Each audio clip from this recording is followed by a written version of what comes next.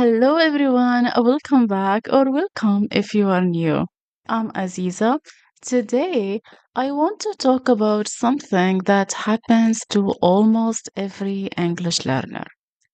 You are speaking, everything is okay, and then suddenly, you don't know a word in English. Your mind freezes, you panic, and sometimes the whole conversation stops. Maybe someone asks you a question and you know the answer in your language, but not in English. Or maybe you are trying to explain something simple, but you suddenly forget the word. And then your brain starts thinking. You feel like, oh my gosh, what do I say now? What if I sound stupid? What if they are waiting for me? And honestly, this moment makes many people lose confidence. But here's the thing, even fluent speakers don't know every word, really. And the good news is you don't need perfect English to continue a conversation. You just need to know what to say when you don't know what to say. I repeat, you just need to know what to say when you don't know what to say. So let's look at a few very useful phrases that can actually help you in real conversations. The first phrase is, how do I say this? This is the first phrase that you need to know. How do I say this? This phrase is extremely useful when you know the idea in your head, but you don't know the exact English word. For example, imagine you want to explain a traditional food from your country. You know what it is, but maybe you don't know the English name. So instead of stopping completely, you can say something like, how do I say this? It's like a type of bread with cheese inside. So you got me, right?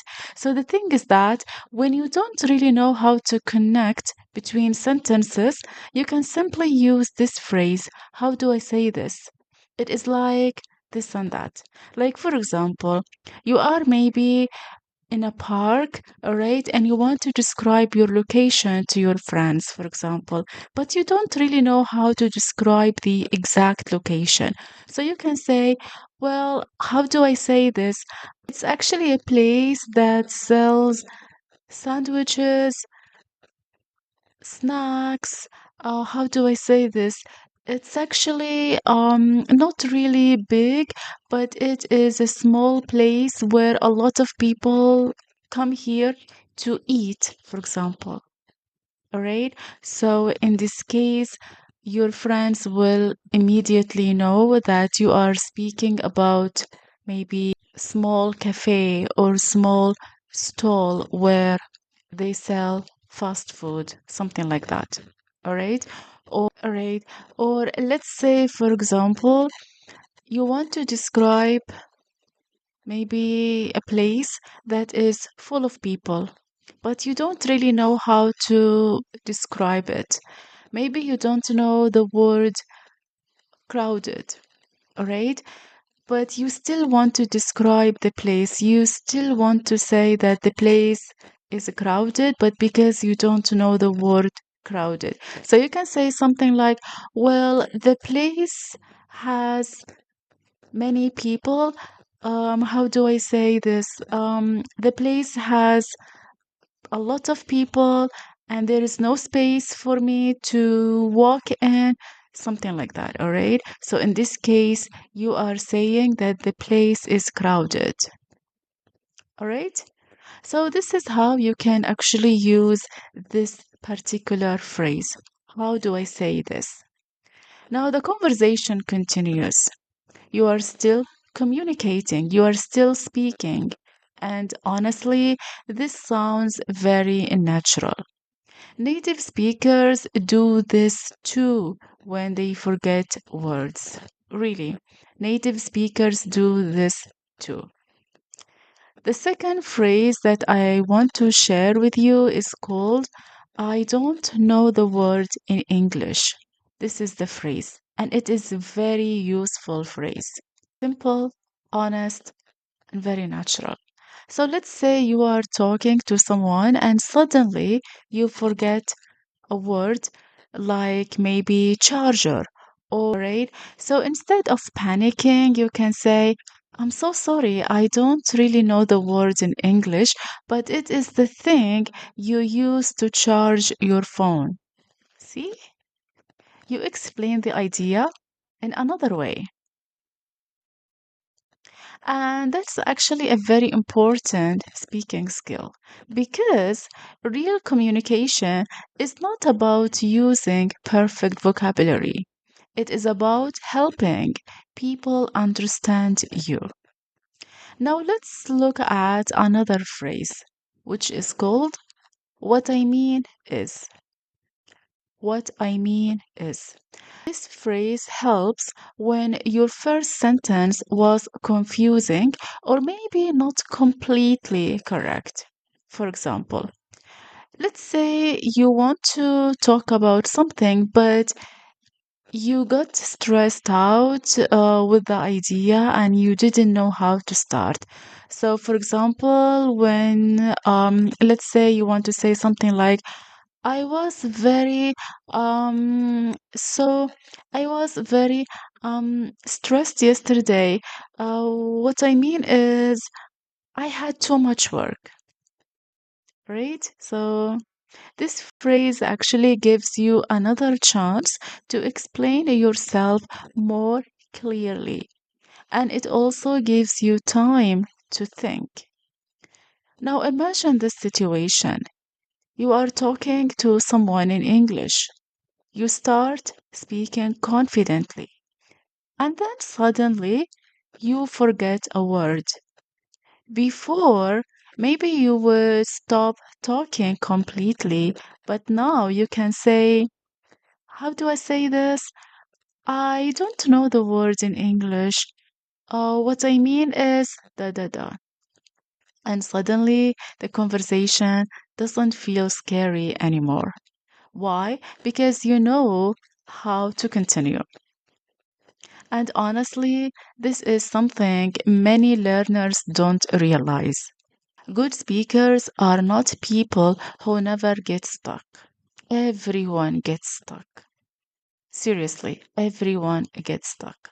Good speakers are people who know how to continue even when they get stuck. That is the real difference. So, let me give you another real example. Imagine you are in a cafe abroad. You want to ask for something, but you forget the word straw, right? So instead of freezing, you can say something like, I'm really sorry, I don't know the words in English, but the thing you drink with. And usually the other person immediately understands.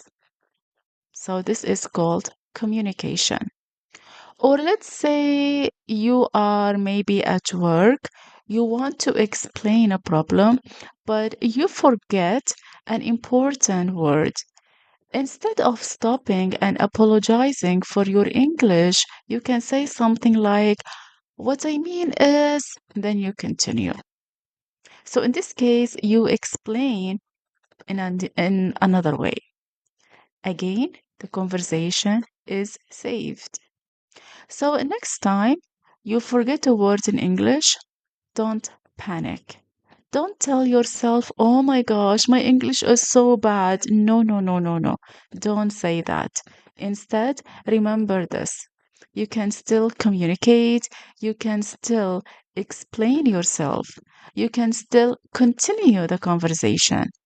And the more you practice this, the more confident you become because slowly your brain stops seeing these moments as failures.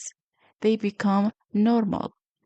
and that changes everything. So let's quickly review the phrases. Number one, how do I say this? Number two, I don't know the word in English. Number three, what I mean is. So these simple phrases can actually help you stay calm, continue speaking, and feel more natural in conversations. And remember, you don't need perfect English to speak confidently. You just need to keep going, one sentence at a time. So, yeah, this is basically everything related to today's episode. I really hope today's episode is very useful and easy for you to understand. If you have questions regarding what I explained, please let me know down below. Also, if you have other topics that you want me to focus on, let me know as well. So, thank you so much for listening. Thank you so much for being here, and I will see you in the next episode. Have a great day and take care. Bye bye.